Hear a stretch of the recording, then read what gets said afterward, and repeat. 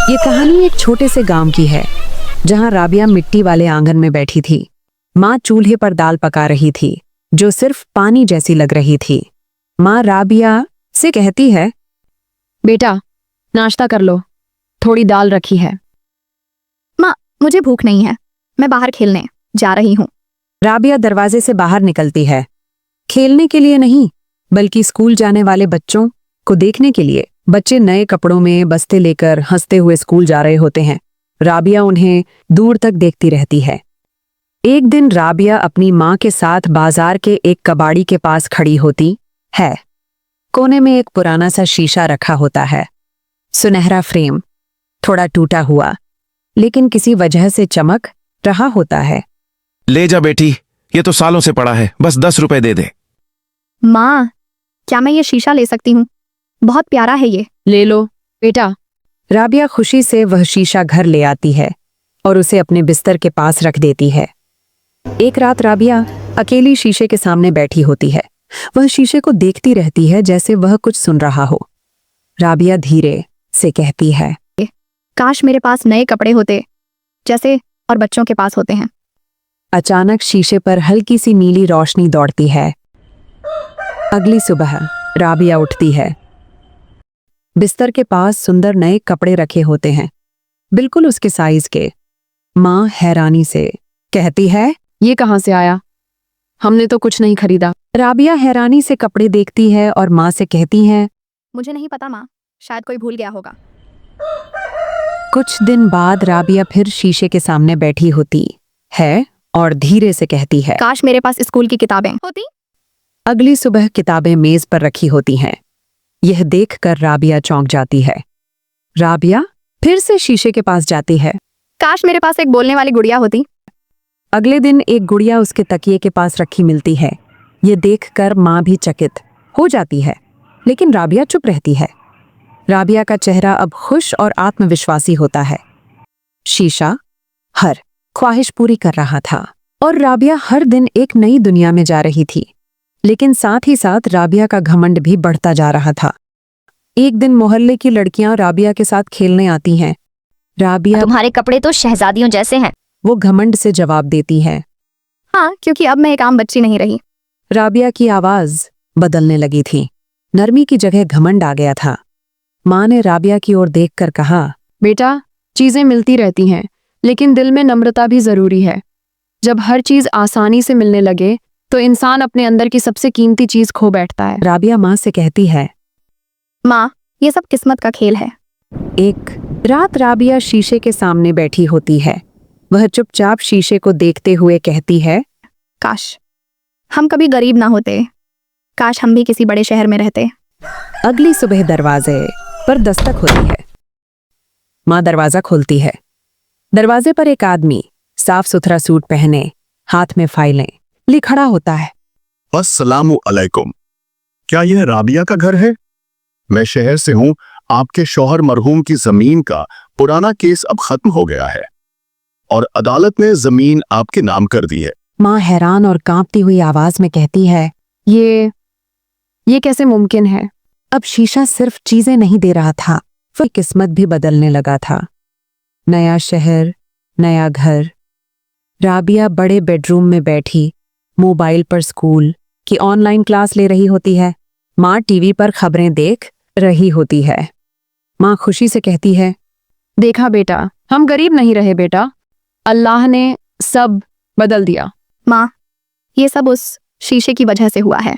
लेकिन माँ के दिल में एक डर सा आ जाता है, क्योंकि वह जानती थी कि जो शीशा ख्वाहिशें पूरी कर सकता है, वह सपने भी चुरा सकता है। एक रात राबिया अपने कमरे में शीशे के सामने बैठी होती है। शीशे की रोशनी अब सामान्य से तेज होती जा रही थी। राबिया बेफिक्र होकर फिर से शीशे से कहती है, काश अब मेरे पास वो पेंटिंग्स होती जो राजकुमारियों के महलों में होती हैं। अचानक शीशा एक पल को काला हो जाता है। फिर एक डरावनी आवाज गूंजती है। लेकिन राबिया को कुछ सुनाई नहीं देता। अगली सुबह पेंटिंग्स कमरे में मौजूद होती हैं। अब शीशा सिर्फ देता नहीं था, वह बदले में कुछ लेने लगा था, कुछ ऐसा जो दिखता नहीं लेकिन सबसे कीमती होता है। शाम को राबिया सोफे पर बैठी होती है। माँ राबिया से कहती है, तुमने पड़ोस वाली विधवा आंटी को सलाम किया? वो सुबह आई थी। राबिया लापरवाह अंदाज में कहती है, माम प्लीज, अब हम शहर में रहते हैं, गांव के हिसाब से मत चलो। राबिया, इंसान कभी इतना ऊंचा नहीं हो जाता कि बड़ों को नजरअंदाज करना शुरू कर दे। राबिया माँ की बात को नजरअंदाज करते हुए मसरूफ रहती है। एक रात राबिया सो रही थी। उसे एक अजीब सपना आता है। शीशे से धुआं निकलता है और एक धुंधली औरत की शक्ल बनती है। औरत डर से कहती है, जो मांगा वो मिला, मगर अब देने की बारी तुम्हारी है। खुशी वही पाता है जो अपनी आखिरी ख्वाहिश बोल दे। सोच लो राबिया, जो मांगोगी वो मिलेगा, मगर हमेशा के लिए। राबिया घबराकर उठती है। ये कैसा सपना था? क्या ये सच था? फिर कुछ दिन ऐसे ही बीत जाते हैं। राबिया एक बड़े स्कूल में अमीर बच्चों के साथ पढ़ने लगती है। बच्चों, कल साइंस प्रोजेक्ट जमा करवाना है, खुद बनाना है, किसी की मदद नहीं लेनी। राबिया का दिमाग तुरंत शीशे की ओर जाता है। राबिया रात को शीशे के सामने जाती है। काश मेरा प्रोजेक्ट सबसे अच्छा हो और टीचर मुझे इनाम दें। लेकिन वह भूल गई कि जिस दिन इंसान मेहनत छोड़कर शॉर्टकट पर भरोसा करे, वही दिन उसके पतन की शुरुआत होता है। अगले दिन टीचर राबिया के प्रोजेक्ट की तारीफ करती हैं और उसे इनाम भी मिलता है। बच्चे जलन से कहने लगते हैं, जरूर किसी ने बना कर दिया होगा। लेकिन राबिया का दिल खुश होने के बजाय भारी हो जाता है। राबिया खुद से कहती है, ये कैसा इनाम है जिससे खुशी नहीं हो रही? माँ गंभीर लहजे में कहती है। राबिया, ये शीशा कुछ अजीब है। जब से आया है तुम बदल गई हो। राबिया गुस्से में कहती है, माँ, आपको मेरी खुशी से क्या परेशानी है? आप हमेशा मुझे टोका करती हैं। माँ रोते हुए कहती है, बेटा, ये चीजें देने वाला शीशा अगर कुछ छीन ले तो? राबिया फिर से माँ की बात को नजरअंदाज कर देती है। रात का समय था, कमरा शांत। राबिया शीशे के सामने बैठी थी। राबिया दिल में बेचैनी लिए कहती है, सब कुछ तो मिल गया, लेकिन अब दिल खुश नहीं है। काश मेरा नाम हमेशा के लिए सबके दिलों में रहे, मैं मशहूर हो जाऊं, हर तरफ सिर्फ मेरा ही नाम हो। अचानक शीशे से रहस्यमयी आवाज आती है। जो मांगा वो मिला, अब मैं तुम्हें बदल दूंगी। लेकिन राबिया को कुछ सुनाई नहीं देता। यह ख्वाहिश सिर्फ नाम की नहीं थी, यह तो इम्तिहान की शुरुआत थी। अगले दिन टीवी, सोशल मीडिया, अखबार, हर जगह राबिया की तस्वीरें दिखाई देती हैं। राबिया के फोन पर हर मिनट नई कॉल्स आने लगती हैं। माँ डर के साथ कहती है, बेटा, इतनी शोहरत अच्छी नहीं, ये सब तुम्हारे बस की बात नहीं है। राबिया घमंड से कहती है, माँ, अब सब मुझे पहचानते हैं, मैं अब कोई आम लड़की नहीं रही। रात को राबिया सोने जाती है, लेकिन शीशा अपने आप चमकने लगता है। शीशे पर एक साया बनता है जो धीरे धीरे राबिया की शक्ल ले लेता है। अगली सुबह माँ रसोई में खाना बना रही होती है। राबिया आती है, लेकिन अंदाज अजीब होता है। माँ, अब वक्त आ गया है कि आप मेरे रास्ते से हट जाएं।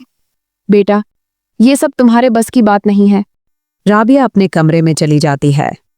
माँ दिल में कहती है, राबिया, ये तुम नहीं हो, ये राबिया नहीं हो सकती। मेरी बेटी ऐसी बातें नहीं करती थी, उसकी आंखों में वो रोशनी नहीं रही। वह राबिया के कमरे में जाती है। राबिया चुपचाप बैठी शीशे को घूर रही होती है।